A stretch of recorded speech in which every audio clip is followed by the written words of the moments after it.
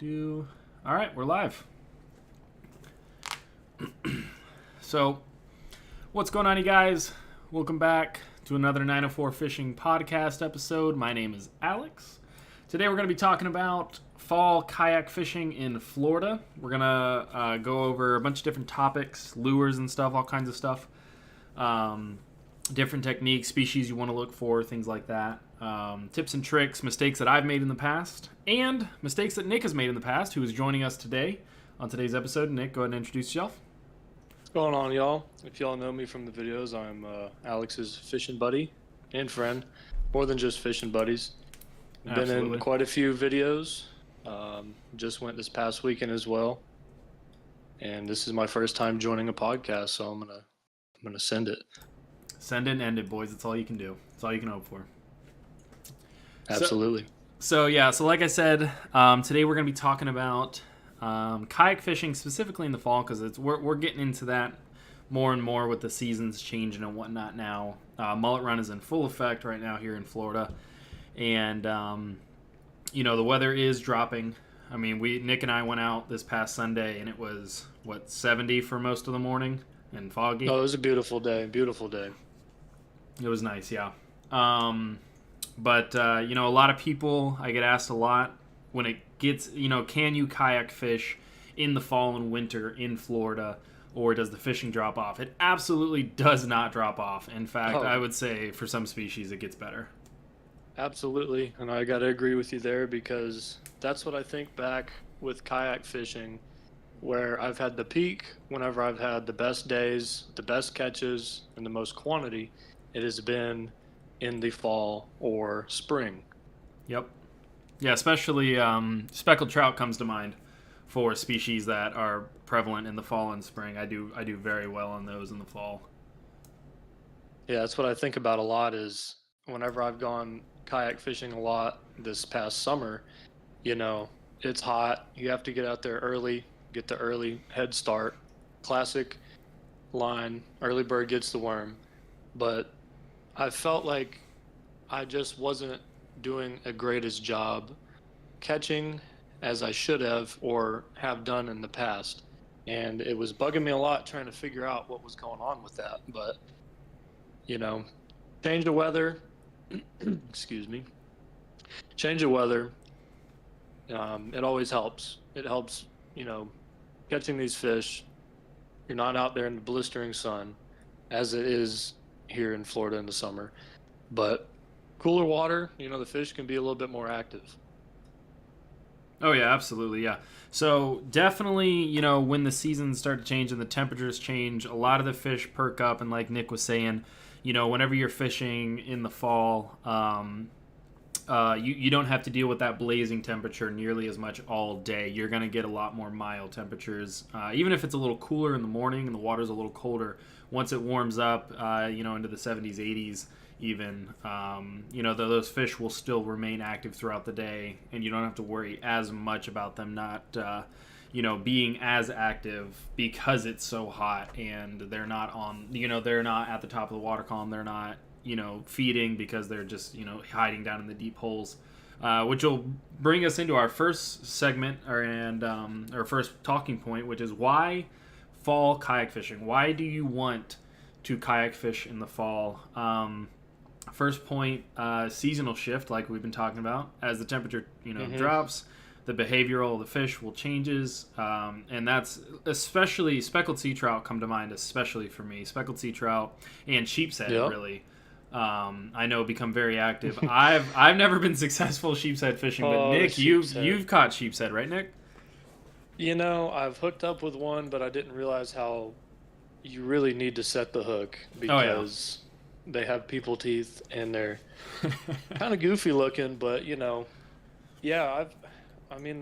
last time we went sheepshead fishing, sheephead, one of these days I'll learn which pronunciation it is, but the last time we went was on probably the coldest damn day in Florida that I've ever been in on the kayaks, and I didn't have gloves, and that was bad. You and we were with Get Out the House, Go Fish. Yep. You all had your nice fancy pedal kayaks, and I have, my still decent, does the damn thing paddle kayak. It's a little tough whenever you're in these narrow creeks with a strong current and you're trying to hold to a dock in the freezing cold. Yeah, it was, and he's not exaggerating. It was freezing the day that he's talking about. It was below freezing. When we got there, it was below freezing, and by the time we left, it was above freezing by about 2 degrees.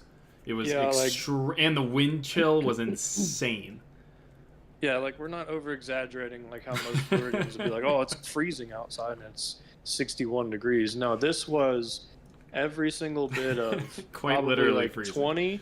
About 20 degrees, wind chill down to about 17. It was insane. But it was perfectly sunny out. It was a beautiful day, but my hands were frozen. I didn't want to bait anything because, then when you want to rinse your hands off.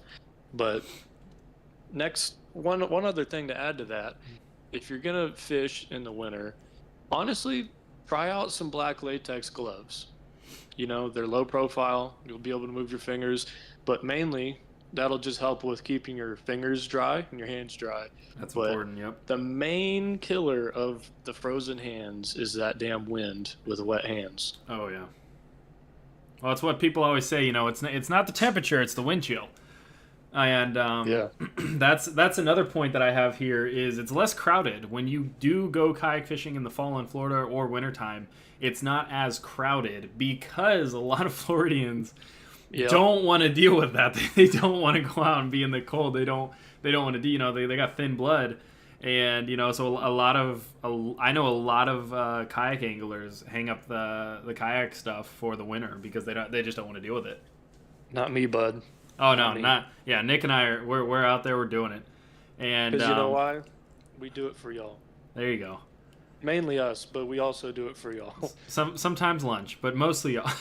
That's true, But so I know I can't tell you how many times I've gone kayak fishing in the summer and the ramps are all slammed and the creeks are full and everything. There's everyone and their brother is out there on their boat or their jet ski or their kayak or whatever fishing. And I go out in the fall, even on a brisk day, 50, 60 degrees, and there's, 5 guys out there. Yeah. No boats. Certainly no jet skis. Certainly no near-death experiences by other boaters. Yeah. Nick knows about that down in St. Augustine, eh? I know about it a few times with losing a paddle. So have some kind of paddle retention device of some sort. Even if you just use paracord or something, just so if it falls out or floats away, you're not, oh no, it floated away. Yeah, so if you can do that, definitely 11 out of 10 would recommend, but should be smart with it, really. Ocean's unforgiving. Absolutely. Don't care who you are. Yep. Does not matter. They do not care, and it will treat you with no regard for your safety. But another great thing, honestly, for me is this past Sunday when we were going out, now that we're getting into these cooler temperatures, I got to tell you, it's just absolutely beautiful out there when you're out there and, it's not very crowded and you got the dew and the fog and everything, and you got those crisp autumn colors. The trees are changing colors. It's insane just how it's an aesthetic. Yeah, it really is. That's the word I was looking for. The aesthetic is just insane. I love going out and shooting videos and getting pictures and stuff in Florida during the fall. Yeah, and a lot of people, they come down to Florida to vacation, and it's nice that this is in our backyard, and that's why I like getting out there, because I like to take the full use of things. I'm very much in love with nature, and I love being able to get out there and release after a long week, even a few hours, outside in the elements. It's a great time, and it's really needed. Absolutely. Always is. And that's one of the things when it comes to fishing is it's not, you're not just going out to catch fish. You're going out, and that's what I try to explain to people is, oh, you didn't catch anything, so you had a bad day? No, I didn't. Nope. I'm out of my kayak. The very first trip I took out of my kayak, I didn't catch anything. I was just paddling around, having a good Yeah, maiden time. voyage. Yep, and it was December this time last year when I first got my kayak and I took it out on Doctor's Lake, and I just paddled around. There was no one on the water. I did a 4 mile trip. There was no one on the water. It was just me. I brought a little coffee with me, and I just sat in the middle of Doctor's Lake and just floated Yeah, I around. remember It was that. awesome. Yeah, it was amazing. I wanted to go, but I was working. Yeah, But I was getting your Snapchats, and yeah, I yeah. was stuck at work, and I was like, yeah, I'd be fine with being on the kayak in the Right, cold. right. Absolutely. But that's going to bring us to our next segment is going to be actually catching fish off the kayak. A lot of species that you guys can target in the fall. Redfish, Hmm. definitely active in the fall and winter time. Don't think they're not. Especially they will be looking for slightly warmer water, so you can find them back up in the creeks a lot more. You can find them back up in the shallow waters as the tides coming in and whatnot. And I mean, Yep. you can really nail them down with some good well timed casts and well placed casts and whatnot. So I think redfish, my two best creek redfish have come from the fall time off the kayak. Yeah, I mean, you remember the last good sized red that I caught. What was that? That was before. That was in the spring when it Yep, was starting to yep, warm up when we were out there at was that Castaway Preserve. yep, And shoot, that was every bit of it was still a little bit chilly in the morning. That was that really foggy morning, wasn't it? yep. Or It was yeah. was that the second time that we went? No, it was the one that you caught. Yeah, it was real foggy, and it was a little chilly. It was we actually I remember us talking about how we wish we had brought a jacket, and then by the time it warmed up a little, we're like, okay, we're glad we didn't bring a jacket now. But yeah, it was a little brisk that morning. Yeah, I'd say. I had that fishing jacket, so it helped. Any kind of windbreaker, that's always Absolutely, nice. And it's small enough so if you peel it off, you can put it in a tackle bag be all right. or wherever and stow it. You'll be okay. I know a lot of we don't get them as much here in Jacksonville, but I know snook move a little further north. Hmm. In the fall and winter time. I've never personally caught a snook, but I know last year in the fall and winter time we were hearing that, or I was hearing that people were catching snook down in St. Augustine, as close as St. Augustine. Yeah. So where I've seen guys out there catching snook, it seems like they're going a little bit south of St. Augustine through that Matanzas River through there. Right, They've right. pretty much gone through a little bit further south. I think that's over there, like near Janung's fish camp. Because I've Yeah. seen with the Sandman out there and his buddies, they've been able to catch some snook. But I've seen one washed up on the shore. I don't know what happened with that. I've never caught one. I had one of my buddies. He ended up actually catching one over in this pond that feeds in from the Matanzas River over just right there, just outside of downtown. And I think he was just throwing like a jig head and some paddle tail, and he somehow landed a snook that was in there. Gotta love it. Gotta love it. And I know I've mentioned it several times before, but another species hugely prevalent in the fall and winter time is speckled trout. Oh I yeah, we love speckled trout. best best fishing for speckled trout, in my opinion, is fall and winter time. Hmm. I went out 2 years ago and I was fishing in December off the kayak up by Sisters Creek, and I caught 20. I think it was. I have a counter on the video that I Wow, uploaded. really? But yeah, it was up in the double. It was well into the double digits. I think I maxed out at like 21 trout. Good lord, dude. I Yeah, mean, it I was guess it was I know for insane. fishing for you. Hey, there you go. There you go. And unfortunately, the other species that I have here on my list that we actually caught yesterday when we went out is Your flounder. favorite, dude. Gotta Oh, love never it. mind. Gotta love it. Yeah, I flounder. was gonna say stingray, but Yeah, hey, stingray too. flounders. Yeah. No, no, I'm talking about species we want to catch, not the ones that put holes in your feet. Um, Yeah, make a good point. But yeah, flounder. Flounder is fall and winter time is a great time to do it. Unfortunately, here in Northeast Florida, FWC has closed the season. It is currently closed. I don't know when it's gonna open back up. Do you, Nick? Um, so, I know I believe, correct me if I'm wrong. It's either mid-November or like November 30th. I know that it's sometime in November, which I don't hate it because honestly, if and they changed the bag limit and size chart Yep, from the previous year. So that's going to help out the population absolutely. and better quality fish. I mean, and this time it gives them time to get a little bit bigger, get a little bit better keeper size, slot size. So where it's a little bit of an inconvenience and somewhat unfortunate, especially if you end up getting on some flounder real nice, like, but just toss them back, come back again, they'll be there. Yeah, I just looked it up. So the season is closed from October 15th to November 30th. I knew it. See, Yep. it's burned in my brain There you go. because I think last year I was catching flounder during when the season was closed and they were keeper size, and I was like, good thing I'm a decent human being and I know what's good Yeah, up on the for regs. Yeah. the population for them. So Yep. Yep. And yeah, so integrity. there's yeah. The bag limit for flounders changed to 5 per person per day. Minimum size is 14 inches total length. As of October 30th, 2023. Yep. But yeah, so Jenny actually asked earlier, how do you stay warm? That's going to bring us into our next segment, which is going to be key tips for kayak fishing in the fall. And That's the thing. the You first, don't. yeah, right. That's the first point that I have is layer up.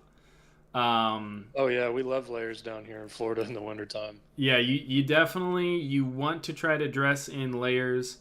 Um, I whenever I go out because I'm usually wearing GoPro mounts and stuff, I'll have an undershirt on, a UV shirt, and then if it's windy or chilly, I'll have a jacket on. But I've got options to take those off if it gets a little too hot. But I'm also going to be very warm. And then yeah, in the winter time, whenever I go out on the kayak, I actually put on thermals. I'll Yeah, I put was about to yeah. say typical loadout for my winter outfit for kayak fishing, or you know maybe surf fishing or shore fishing or something. But for Depends on how cold it this, is. yeah, really, I'd say just a good thermal layer. Long johns, some kind of thermal, long long underwear. Absolutely. Good socks. You want good socks and dry feet. Those go hand in hand, or foot and foot, if you will. But long sleeve thermal, then throw another long sleeve over that bad boy. Maybe a sweatshirt, without a hood. Then you could throw another hoodie on, and then maybe some kind of over jacket or something to break the wind. Or, if you're out there kayaking, you're gonna get splashed with the water. So maybe something waterproof for the top layer should be good. That way, if it warms up enough or you get moving enough and you're starting to sweat, so that way you avoid hypothermia, you can start peeling some layers off, but then keep that outer layer to keep you dry, kind of like the Absolutely, dry yeah. shell. Yeah, and I was gifted a very nice waterproof jacket for fishing last Christmas, which I'm excited to use this year. And There you go. for exactly that reason, like Nick was saying, is you want to try to stay as dry as possible because once you get wet and that wind hits you, you're done. Yeah, and you'll want to keep fishing, but it's you're gonna get put in that tough spot where it's like, dang, I want to go get warm, but we all know how it is when we're out there fishing. Just one more cast. Yeah, You have that on the horizon that you could catch something, and sometimes you don't, and then you get a little bit let down, but it's the way of the road. yeah, yeah. And that'll take us to our next one, which would be location. Where do you want to go kayak fishing in the fall?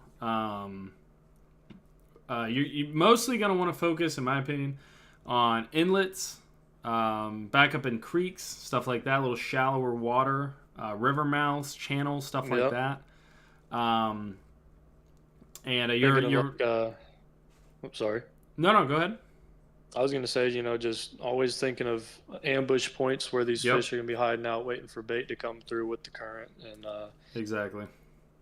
Always casting and bringing your bait or lure, whichever, with the current. Because if you're going against the current, the fish is going to know. There's enough people that fish, I feel like they would know it's not real. Yeah, yeah, exactly. And that's a big thing of it is the bait fish will be going back up into creeks and stuff like that to get into the little warmer water, and the predatorial fish will follow them. So that's why you want to go back up in there, and that's why, just like the river mouse channel, stuff like that, it's just going to be funneling bait into the intercoastal, and that's why I recommend people going there and targeting that, so they can you just follow the bait, you'll catch the big fish. Simple as that. Yeah, and those saltwater marshes and intercoastal systems, where they got a lot of that grass and a lot of trees along the banks and everything too. In the winter, it's usually pretty windy. There's a lot of windy days whenever those cold fronts come through. So, with being in the kayak, any way to get out of that wind, one, just so there's less waves to worry about. Two, you're not getting blown around all over the place. And, depending on what reel you're using, I mean, if you have to cast in the wind, Yeah, less wind knots. exactly. And,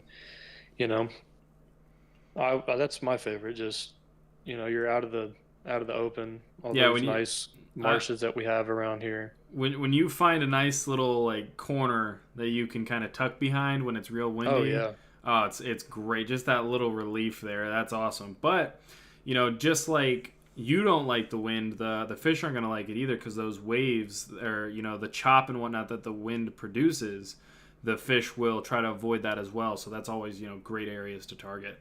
Yeah, I guess because they probably want to be able to see up in case there's any hawks or ospreys coming down. Exactly. Which, speaking of bait, good seasonal lures off the kayak this time of year is shrimp and mullet imitations.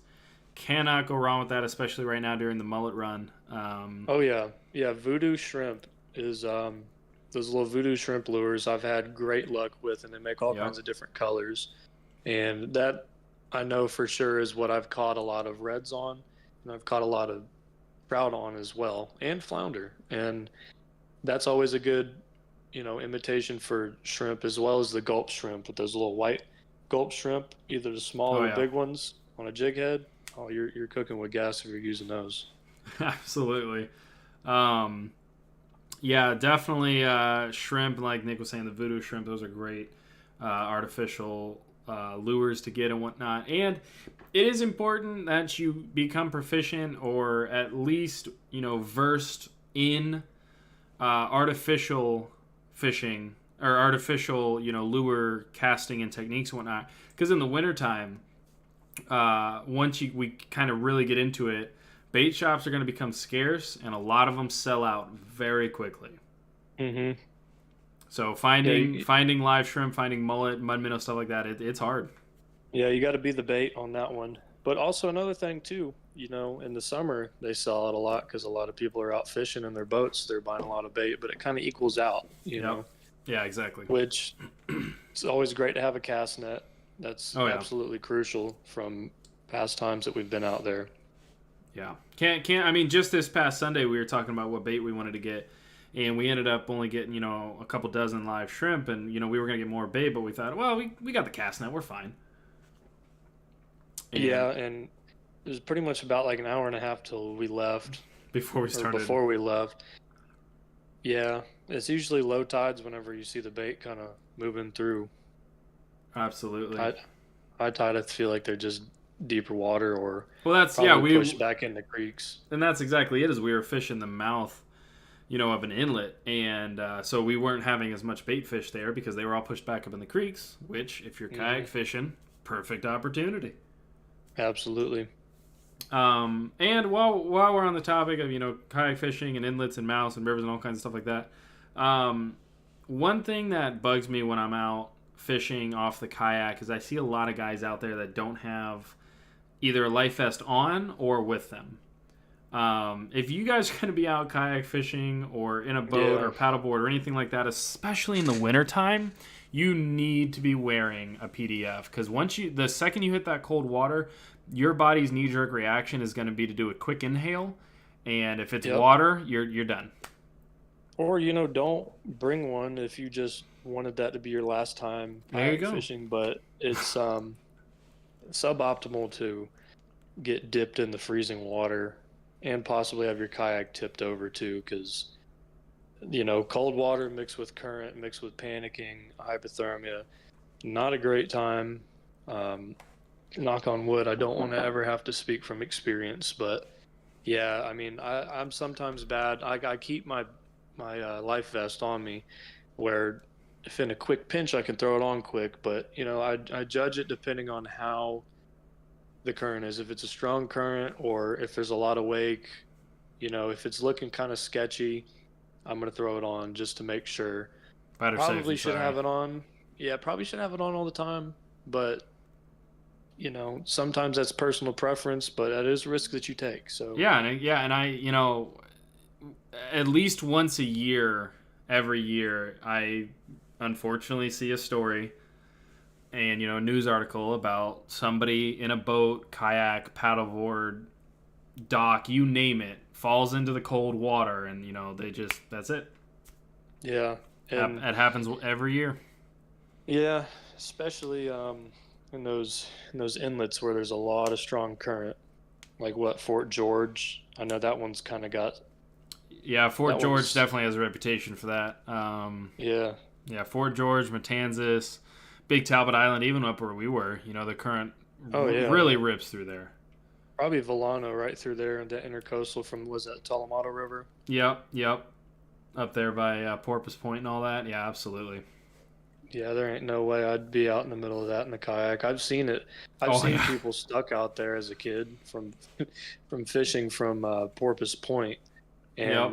and I watched two guys on kayaks just sitting there paddling. I don't know why, but they were doing the typical. They're not paddling diagonally away to try to get to the shore. They're just paddling straight into the current, wearing themselves out. And I think the Coast Guard had to come up there and pretty much save them because they were starting to get gassed out, and It happens every year. Every yeah, they year. got lucky. Yeah, yeah, and nobody wants to have to call the Coast Guard to come get them. No. But that'll segue us into my next talking point, which is challenges and solutions of kayak fishing in the fall. Nick, I know you brought this one up already, but wind. It's Yeah. very windy in the wintertime and the fall time, and being in those gusty conditions and having to deal with the chop and the wind and the current and all that. It's quite the experience. Yeah, it's definitely not something you want to try out your first time going out for sure. Yeah, definitely not. At least not Now, alone. yeah, and sometimes whenever it's a little bit windy, that helps get you a little bit more comfortable on your kayak or your vessel, just to kind of test its limits in a way without going to the limits. It gives you a little bit more little seat time on there. But yeah, I mean, It's just it can be a something to good be. thing, it can be a bad thing. And especially, it's always good to go out in numbers, anyways. Oh yeah, buddy system. They Yeah, but taught me that in Boy Scouts. That is instilled in my brain. yeah, and but especially in the fall, I stress people if you guys are going to be going out doing kayak fishing in the wintertime or the fall, anything like that, take somebody with you. Yeah, it's Find it's a more buddy to fun. go. It's more fun with a friend, and who really wants to end up in an article like that? I refuse. I refuse to become a statistic or Yeah, in an yeah, article exactly, for exactly. that at least. Exactly. Yeah, always better safe than sorry is when it comes to that kinds of stuff. Another big problem that a lot of people face when it comes to kayak fishing in the fall is going to be your days. Sunlight. Daylight savings time. You guys, we don't have as much daylight when it comes to the wintertime, not only because of daylight savings time, but also just because, the Earth's axis and all that, science stuff. But in I the think next morning. year. Oops, sorry. Oh no, I was just gonna say in the morning, something that you really want to bring with you is either a headlamp or a light or something like that to be able to help get you kind of out there and Hmm. underway, as it were. Yeah, so that way you don't forget something that you didn't see too. I've done that before where I didn't really have the best light, and you end up forgetting something kind of crucial. Yeah. Yep. Yep. Absolutely. Wish they'd do away with the daylight savings. I just, don't take the daylight from me like that. I know. I know it's going to have shorter days in the winter. I think next year and here in Florida, they're supposed to do away with it because there's already been other states that have, but don't take my daylight from me. Allegedly. Yeah.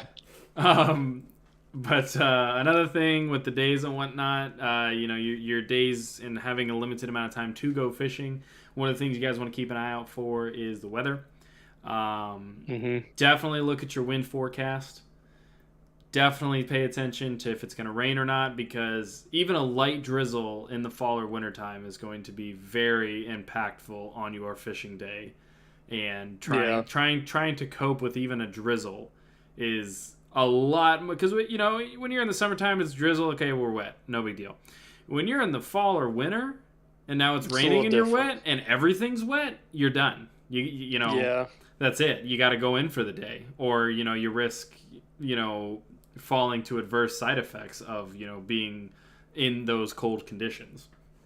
Yeah, and another thing too with the fall and winter, you don't have to worry about these thunderstorms just kind of sneaking up on you, right? Like how they do in the summer, and don't have to worry about lightning as much, because lightning is, Alex very much, which understandably, terrified of lightning. I am too. I think it's great and awesome to look at, but if you're on the water fishing or near the water fishing, and it's kind of a different story. You got 3 lightning rods, in your kayak behind you. That's not fun. Yeah, I've had close calls. Yeah. I'm sure you have too. Yep. Not fun. Yeah. No, I don't want to. Well, we made a graph on the beach yesterday about this. Yeah, we did. Yeah, that we did, and we definitely don't want to be on the high end of that graph. Yeah, because we know the results. Yeah, exactly. But speaking of rods, some good gear recommendations is like any kayak fishing. My gear doesn't really change for the fall as far as my rods and reels are concerned. I'm going to use pretty much the same rods and reels. But something that will change is my tackle, my terminal tackle. I'm not going to use as big and flashy allures as I will in the wintertime. I'll use a little more subtle presentation kind of deal. In the summertime, I'll throw big spoons and, big topwater and stuff like that. In the wintertime, I still throw topwater, I still throw spoons, but I kind of, narrow the size down a little bit before I, cast out and present those. Yeah, think about what size baits are running through there. And, the fish isn't going to want to exert all that energy for a bigger bait. They're going to see these smaller ones, like great rattle traps, good, probably 3-inch rattle traps, 4-inch rattle traps, great. Those 3/4 ounce casting spoons. Yeah. Oh yeah. Perfect on the intercoastal. Absolutely. Paired with a 7-foot rod and an 8-foot rod.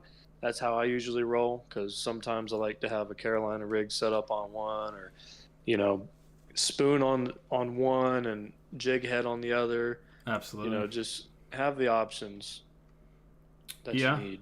Absolutely. And I tell you, one of the mistakes that I made when I first started kayak fishing is I took a ton of tackle out with me. I mean, I had like 4 or 5 tackle trays out with me, and there's no reason I should have had all that. I need it all. I need everything. Yeah, you need everything. Now when I go out, I got 1 tackle tray and it's about half empty. Yep. I got 1 tackle tray, it's about half empty. I got 4, 5, 6 bags of soft plastics that I want, and a couple lures, a couple jigs, a couple spoons, and I'm good to go. That's all you need. Yeah. Because then if you bring way too much stuff, then you don't even use some of it, and then you get back, you're like, okay, let me go through this. Let me pick out what I know that I was using and getting results with. Absolutely. And still keep some other ones in there that that you can just kind of try out, that you don't really know how great it worked. But yeah, you don't need to bring your whole arsenal out there. No kidding.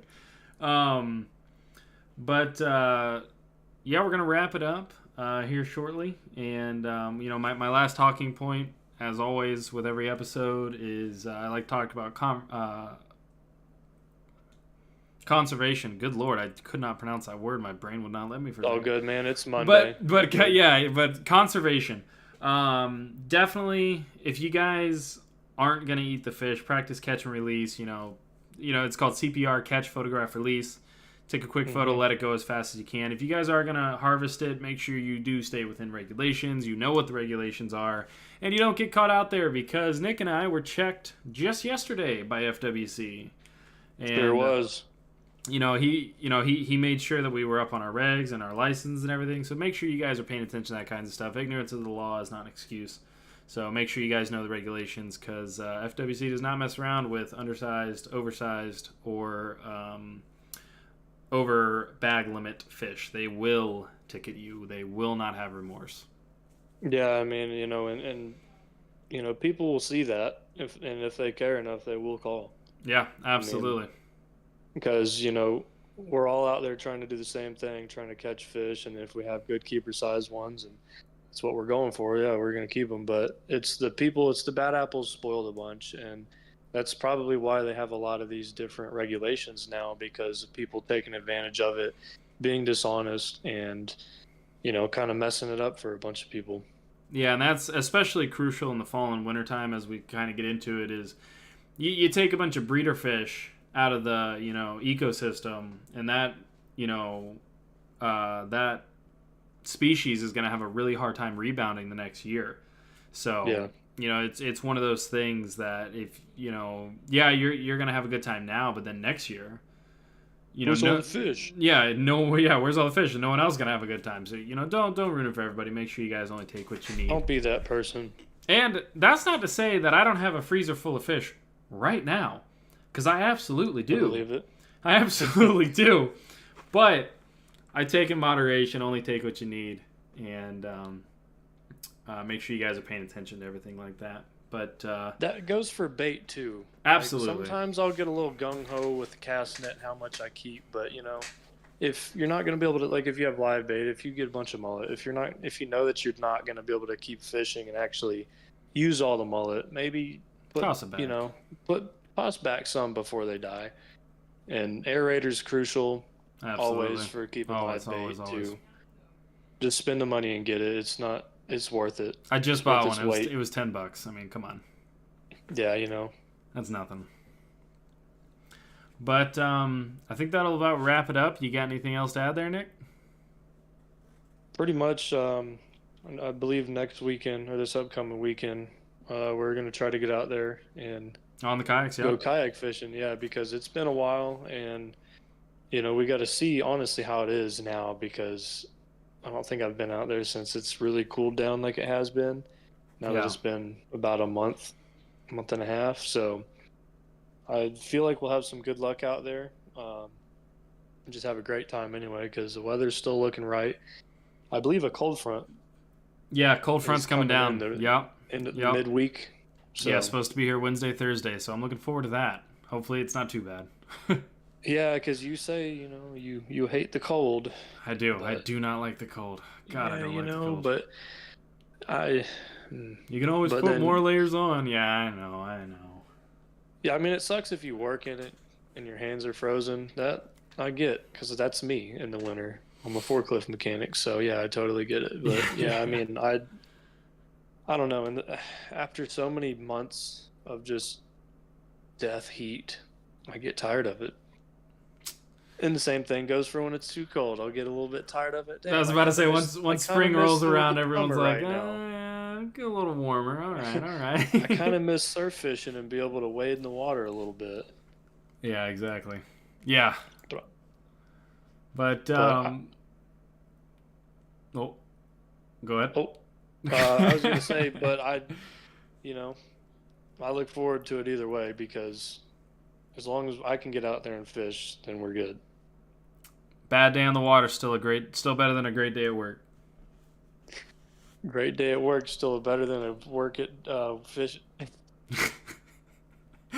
But all right, you guys, that's gonna wrap up today's episode on fall kayak fishing in Florida. Remember, the seasons change, but our love for fishing remains constant, always. This is Alex from 904 Fishing. Well, I like that. You like that? That was good. I thought about that earlier. Yeah. But this is Alex from 904 Fishing signing off. Nick, say goodbye to the people. All right, y'all. It's been nice. Thanks for having me, Alex. I appreciate it. Hopefully Hopefully, I added some okay little tidbits in there and everything, and had the audience have a nice, enjoyable listen. There you go. Alrighty, we'll see you guys next time. Y'all take it easy.